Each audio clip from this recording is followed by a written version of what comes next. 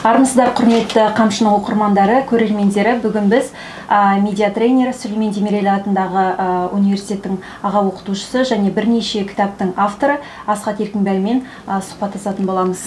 Қайырлы күн. Сәлем, әсем. Цифрландыру, технология дамыған сайын біздің жаңа ақпараттық қауіпсіздігімізде әлсіз болып тұр. Ақпараттық қауіпсіздікті қалай күшейте аламыз? Ақпараттық қауіпсіздіктен бұрын адам ретінде біздің құқығымызға қазір өте үлкен қатер төніп жатыр. Себебі әсіресе Қазақстан тәрізді жалпы адамдар өзінің құқық міндеттемелерін немесе не нәрсеге хақысы бар екенін толық білмегендіктен немесе толық талап ете алмай жатқан қоғамда өмір сүріп жатқан кезде енді бұл құқықтардың барлығы цифрлы формасы көрініс таба бастады. Нәтижесінде біздің цифрлы құқықтарымыз да қазір аяққа таптала бастады. Біріміз бұны елеп жатырмыз, біреуміз елемей жатырмыз. Бірақ нәтижесінде бұл болашақта үлкен проблемалар туындауы әбден мүмкін. Біздің ақпараттық қауіпсіздігіміз де осымен байланысты. Егер бұған дейін газеттер шекарадан физикалық тұрғыда біз өткізе алмайтын болсақ, немесе тыйым салып тексеретін болсақ, қазір біз интернеттен келген деректердің барлығын олай тексере алмаймыз. Бір. Екіншіден, біздің технологиялық жағдайларымыз оның барлығын тексеріп отыруға қауқарлы емес. Екі. Үшіншіден, ақпараттық қауіпсіздік технологиямен ғана емес, жалпы сыни ойлаумен де өте маңызды. Қазірде жасырын емес, біз Қазақстанның шекаралас аймақтары көрші елдердің ақпаратын тұтынады. Өйткені ол тікелей антеннасынан келіп отыр, радиосынан келіп отыр. Бірақ ол ақпараттың манипулятивті сипатта екенін ажырата білу үшін де бізде сыни ойлау дағдысы қажет. Бұл үш. Осы үш дағды болмайынша, үш жағдай келмейінше, біз үнемі ақпараттық осы қауіпсіздік мәселесінде біз осалдық танытып отыратын боламыз өкінішке қарай. Бір сұхбатыңызда бізге цифрлы құқығымызды талап ете алмай отырмыз деген едіңіз. Жалпы қарапайым халыққа ол түсініксіз болуы мүмкін. Цифрлы құқығымызды кімнен талап етуіміз керек? Бірінші дата дегенге келейік. Датаны қарапайым дерек деп айтсақ болады. Жалпы деректің үш түрі бар. Біреуі жеке дерек, одан кейін конфиденциалды дерек, сосын ашық дерек. Енді мен соңғысынан бастайын. Ашық дерек деген не?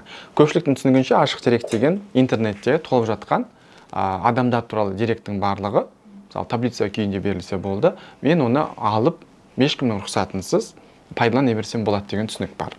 Қазақстан заңнамасы бойынша олай емес. Қазақстан заңнамасында ашық дерек дегеніміз ол машина оқи алатын форматта жасалған деректер деп өте анық жазылған. Яғни Қазақстанның және дүние жүзінде бар бұл нәрсе, бұл ағылшын тіліндегі open dataдан алынған концепция, тұжырым.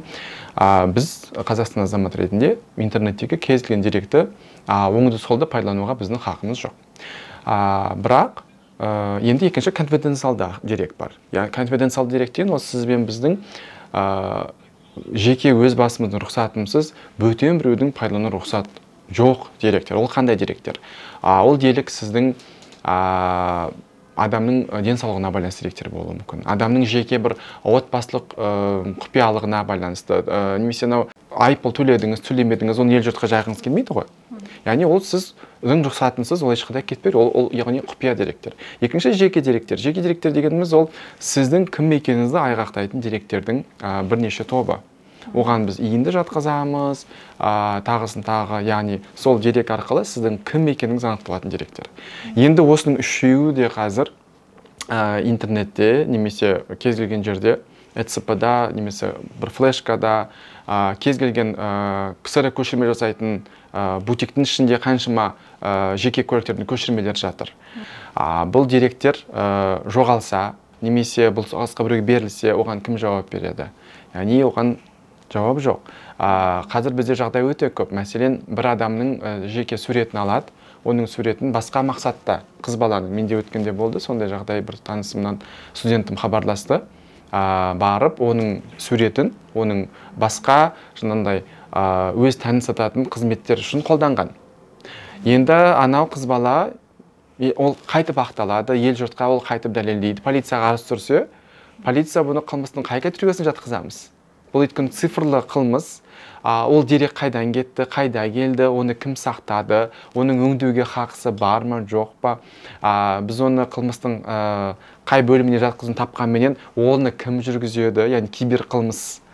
Балай қарасаң, түптеп келгенде біз қазір осы технологияның дамуы біз өз айналамызға игілікті ғана көріп жатырмыз, ол жақсы. Яғни біз бір ғана парольменен қаншама қызмет түрін қолданып жатырмыз. Мәселен, екінші ұшы, ол қазір біз бер жағын көріп жатырмыз. Ертең біз үлкен әке-шеше боласың, балаң болады, тағысын тағы. Бұл деректің барлығы соларға мұраға қала бастайды. Яғни біздің қалдырған проблемаларымыз олардың мойнына көшеді деген сөз. Осы біздің цифрлы құқық дегеніміз біздің жай қоғамда талап ете алмай жатса құқығымызды, енді бұл цифрлы формацияға көшіп отыр. Конфиденциалды құқық бұл орайда бала үшін өте қауіпті. Мәселен, кішкентай баланың қазір жүрген тұрғаннан барлығы біз цифрлы қолтаңбасы бар. Бала туды, онлайн рәсімдейміз, қай балабақшаға барады, кезекке тұрғызамыз. Оның барлығы тумысынан қазір онлайн болып жатыр. Олардың цифрлы іздері. Егер онды қазірден бастап біз қорғауға мән бермесек, ол баламыздың жеке бас деректеріне, ертең ол бала туғаннан қай балабақшаға барды, қай мектепке барды, қандай баға алды, барлығы белгілі бір ұйымның, адамның, бір топтың қолына түссе, оны манипуляциялау өте оңай. Сол үшін біздің жаңағы цифрлы құқығымыз қазір дұрыс қорғалмай отыр деп жатқанымыздың бір себебі осында. Цифрлы адам құқығын қорғау, ақпаратты қорғау бойынша да сондай заң енгізілу қажет пе сонда сіздің ойыңызша?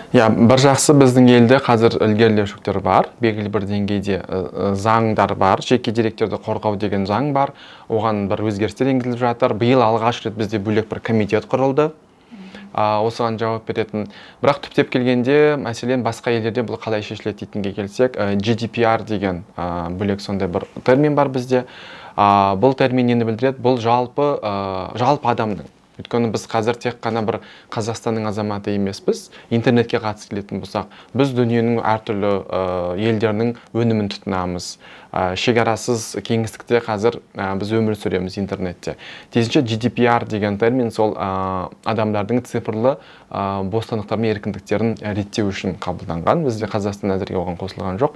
Ол жерде 7 түрлі қағида бар. Кез келген адамға оның жеке бас деректері қандай мақсатта қолданылатыны ашық, анық, түсінікті болуы тиіс. Бір жерге бардым, менің жеке куәлігімді сұрады, маған ол өте қарапайым түсінікті болу керек. Яғни менің бұл жеке куәлігімдегі деректер қайда қалай қолданылатыны. Мен содан кейін шешім қабылдауым тиіс. Мен бұны беремін бе, бермеймін бе? Бізде жеке куәлігіңді алады, сұрамайды. Одан кейін оны сақтау жолы да қарастырылмайды, бір жерде жатады. Оны менен кейін кезекке түскен адам да көріп отырады. Менің алдымдағы адамның бұл жеке бас деректерін. Яғни түсініксіз, яғни бұл қарапайым ереже былай қарасаң, иә. Тағы бір ереже ұнайды, яғни адамды идентификациялайтын құжаттардың санын азайту. Бізде ол мәселен идентификациялау бізде болды, РНН деген болды, білесің, бұрын СИК деген болды. Бізде бірте-бірте азая бастады. Бірақ қазір қарасаң, бізді негізгі идентификациялайтын құжат ол біздің жеке куәліктегі иін деп айтамыз.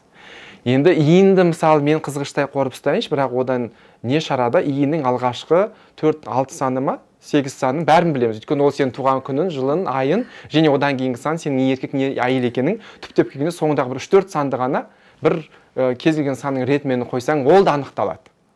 Сонда оны да қызғыштай қорудың былай қарасаң бір қажеті жоқ болып тұр. Сонда біздің жеке басымызды куәландыратын деректер қорғалмай тұр.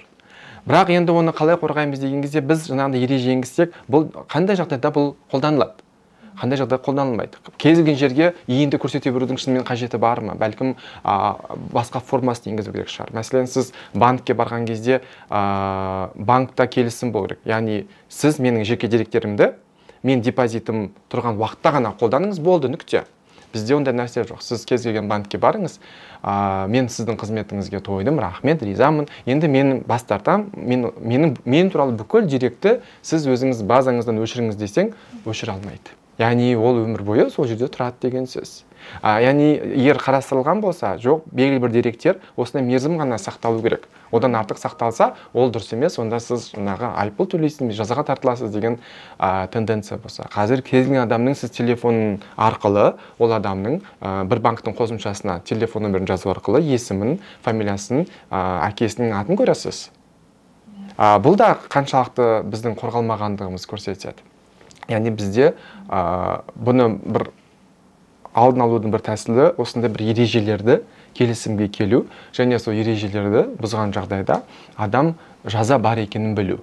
егер адам сол жаза бар екенін біліп және жазаланып жатса, онда біз белгілі бізде бір қорғаныш сезімі болады. Ал қазір болды, мемлекет күшейтсін, біз бәрін мемлекетке артып қояйық дейтін болсақ, бір жағынан ол дұрыс, бірақ кепілді қайда мемлекет оны басқа мақсатта қолданбасына. Яғни бәрімізді түбегейлі қадағалау, аңду, адамның жүрген тұрғанын және оны басқа мақсатта қолданса, біз оны қайтып дәлелдей аламыз. Шетелде бар бұл жүйе, бірақ бізге Қазақстанға әлі келе қойған жоқ дедіңіз. Болашақта қашан келуі мүмкін бұл?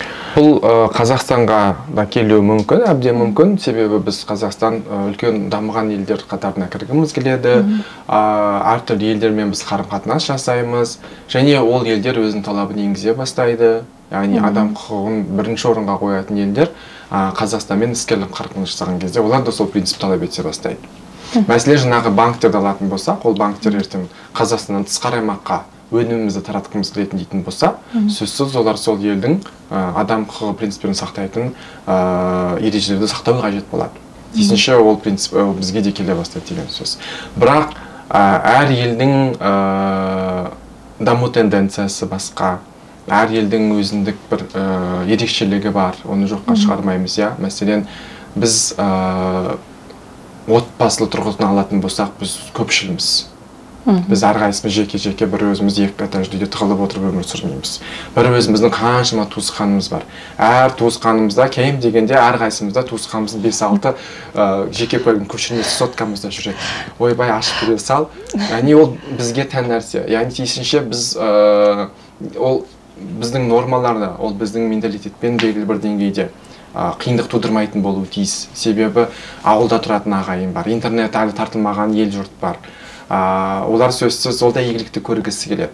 Сондықтан бізде жаңа технологиялық мәселелер бірінші кезекте, екіншіден әрине цифрлы құқық, ол бір аспаннан салбырап түскен дүние емес, ол қарапайым адам құқығы.